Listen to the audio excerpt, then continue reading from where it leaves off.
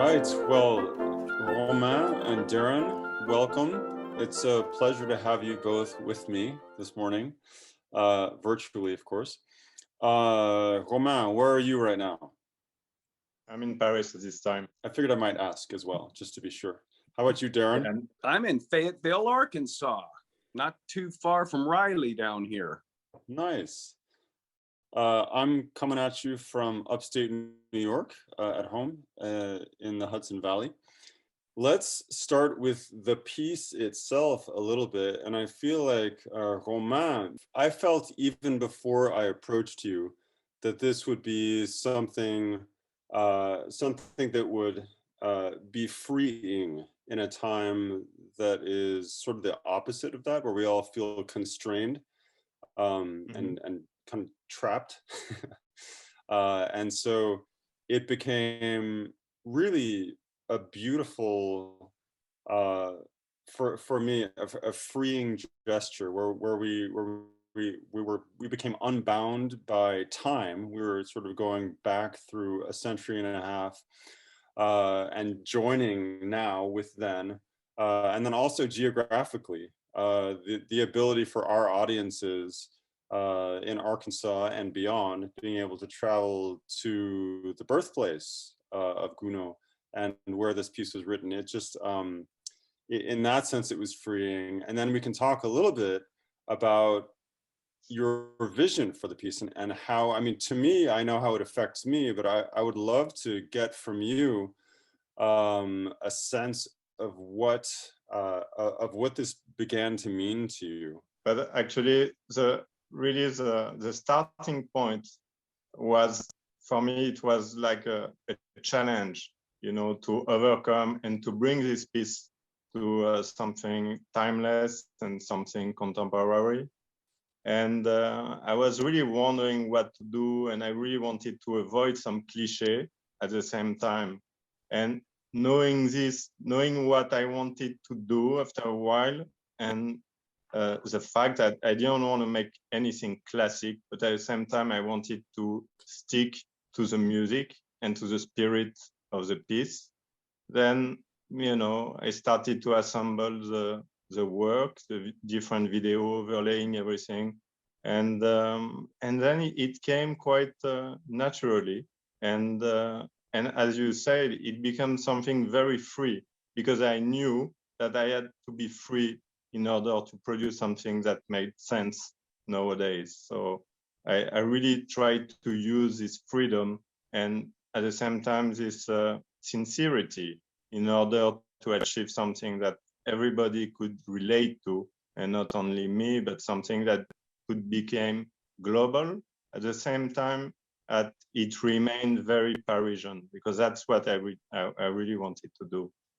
You know, something with the spirit of Paris, but at the same time, something that will transcend or go beyond the borders and the limitation of time and space. So that's what I really try to achieve. And at the end of the work, when I saw that I could really connect to this piece as like nowadays music, I was really happy with the result, and I thought that maybe I achieved something that you know, that made sense.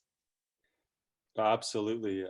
From my perspective, I feel like Petite Symphonie is sort of the opposite of what you might think of as being contemporary music. But when you see the finished work of art, it really does.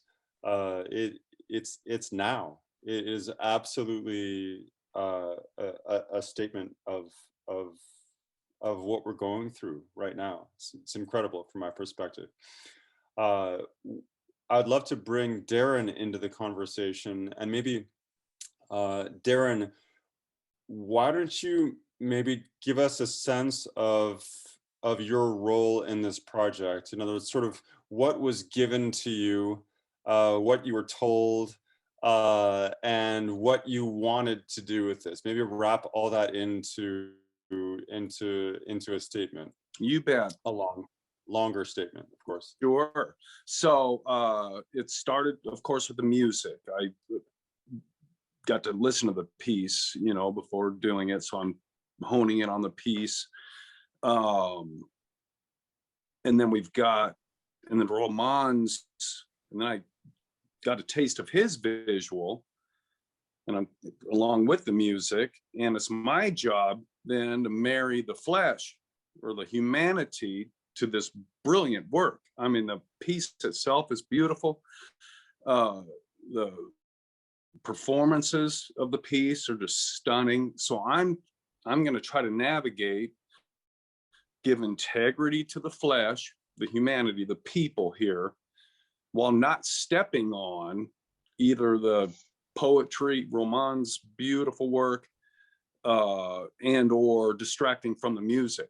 So somehow I guess my motivation was to try to humanize it as much as I could, given how surreal, and I don't know if that's the best term, Romain would have a better term for the quality of the art, but I just tried to embrace the humanity as much as possible and not get in the way of the beautiful work. That's wonderful. I'd love to step back a little bit and just let our audiences know. I mean, you were involved from an earlier stage too, because you actually conceptually you were involved with the idea of having the musicians record separately, and we should let the audience know that each musician was in the studio with Darren and recorded their part individually apart from the rest of the group, right? So they did not sit down together and play this piece together. They sat down with a reference track and played their parts individually, right? And then those were combined together in the studio by Paul Fowler. And then he worked with me to come up with the full audio version, which then came back to you. Right. Now, what was that like? Right? Because, I mean, being creative here in this season and having to, you know, abide by some of the restrictions and such. Okay, well, we need to record them separately. They're wind instruments. There's a lot of potential germs and stuff. So yeah, it was really involved that way, and so much more involved than just being an ensemble and playing music, you know. So yeah, multiple levels, getting it all combined and sounding like an ensemble, and you've got the ensemble projecting together without masks, playing next to each other, which is a beautiful thing, virtual or not. And so I'm just so grateful to be a part of it, and everybody just did such a great job. Romain just inspired me indefinitely, and I appreciate his help in this collaboration, because we had numerous Zoom calls, and you know, his sensitivity to his compositions, he's just got it locked. He knows exactly where these things are going, and really helped me navigate in many instances how, you know, how and where to place people and to provide the best integrity to his work. Yeah, I'd love to touch on that. What was that like from the moment Romain sent it off to Darren for the both of you? That sort of back and forth. I think actually Darren should start, because he had the surprise to receive a piece he had no idea of what he would work with to start with, and then I'll be interested to know exactly how he reacted the first time he saw the piece. Well, I'll confess, I was very nervous because, I mean, I'm all about people, you know, and not, you know, I don't want to turn this thing into Wizard of Oz necessarily, you know, not knowing that, you know, our bassoon player wants to be on a broomstick flying across the screen with us. No, but so I just really nervous, and then of course having deep respect for Romain's work, and there's just so much involved. So I have to say at first, I'm just pretty nervous, and I mean very excited, but just wanting to get it right, just wanting to deploy this stuff tastefully as possible, and ironically as naturally as possible. I just kind of just really gravitate toward the natural, ironically enough. So that was my biggest trouble spot, I guess, going in, is boy, how do I get this natural, but I tell you, with Romain's help, because I had some orientation at the beginning, some things were feeling good, but then there's some cracks here and there, and he's like, oh no, da da ba ba, and boom, and just gave perfect clarity, and just really made it work. And so thank you. Yeah, I mean, from my perspective, seeing the back and forth and weighing in here and there, I really saw a rapid evolution in the look, and it was amazing how fast it went. And maybe so Romain, it came back at you with people. What was that like? Yeah, at first it was strange because I was so used to see somehow the video and the work without any musician. I had only the musician in my in my head, just with the music, but not visually. And then indeed I was very surprised of to see what people would what Darren would do. And I mean, I was very curious. And then when it came back with the first draft, I thought that was really cool and very nicely done. And then from there, like, we started to develop this collaboration, and somehow I made clear to Darren that it could transgress the image and transgress everything he needed, as long as it made sense, and and somehow it gave him more freedom, and then he could really work really well and very fast too. I was surprised because it was quite fast, actually. That's interesting. You say speed. It's so funny because literally in this particular case, on a couple of the movements, I had so many layers built up that just to render a 2-minute section would take 24 hours to render it. So I would work, for 20 minutes on something and have it render for 24. So yeah, it's interesting that it seemed quick, because it was a nail biter for me. Yeah, but the next day we could see all the results, and I mean, by fast, like, what we wanted to achieve was actually achieved, like, quite easily. Maybe if the machine took some time to render everything, but the result and the direction we were taking was really there very quickly. Yeah. Darren, I'd love to hear more from you about just your concept behind fitting the people in, making it organic, and at the same time reacting to and becoming a part of Romain's art. Like, that to me is very interesting, that juncture there between your work and Romain's.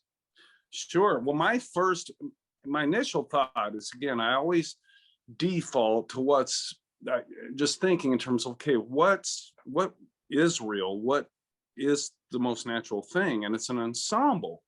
This is an ensemble playing this beautiful music in harmony together, and classically, it manifests in the shape of an arc, in many instances, say an ensemble of this size. And so really, I just started off that way. It's like, okay, I'm going to shoot them as they would be in an arc, and so each person to person, I would spin the chair a little bit and have them change the microphone around and shoot them all individually. And so going in on the images, my first goal was to, okay, how much in any given movement or any spot throughout this piece can I have them established as an arc or a unit or an ensemble as we would see in concert.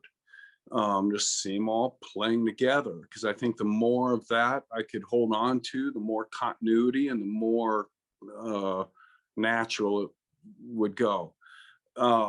Some of the images, at least in my mind, it's just interesting processing through, because this is all, when we're in a virtual environment, it's navigating dimensions, and dimensions, boy, it'll make your head just spin, because, sizes and things, it just really plays tricks on the brain. So if we have this big, epic, monster, lovely image that Romain has procured, and yet it may be complex and have layers and different movement, and oh boy, how do I get the people in there in some natural form? So sometimes I just need to split off and do trios and have different instruments emerge and stuff from his work, and kind of highlights, if you will, where you're hearing the instrument and you're seeing the player, this kind of thing. But other than that, trying to get as much of the ensemble deployed as possible. Yeah, to me, that was one of the most amazing parts of this, is to watch the evolution from, I don't know, for instance, the last movement, how we started out with kind of Bee Gees a little bit, just like floating across the screen like that. And then we ended up with this completely different. And I'm not saying that was bad at all. It was really cool the way you did it. But then what we ended up with was just so right. You know what I mean? It was just great. And then I think and I'm just gonna be guessing here, but I'm assuming that, Darren, that you did 3 different angles of each musician, one from each side and then one from the front from a different kind of angle. Is that what you did? No, I actually did 2. Anytime you see the other side of the performer, but don't let the audience know. That's my bad. That's what we're doing right now. No, I would just flop the image. That's why they look so good on both sides, because I got their good, favorable side when we captured. But I got a wider shot, and then I got a close-up shot. Just ran 2 cameras at one time, same performance. And it's actually, it is their live performance. It's all what they're playing. It was recorded audio at the same time. So there's definite integrity there. Yeah, those of us who are old enough to remember Milli Vanilli will appreciate that this was not a Milli Vanilli moment. Exactly.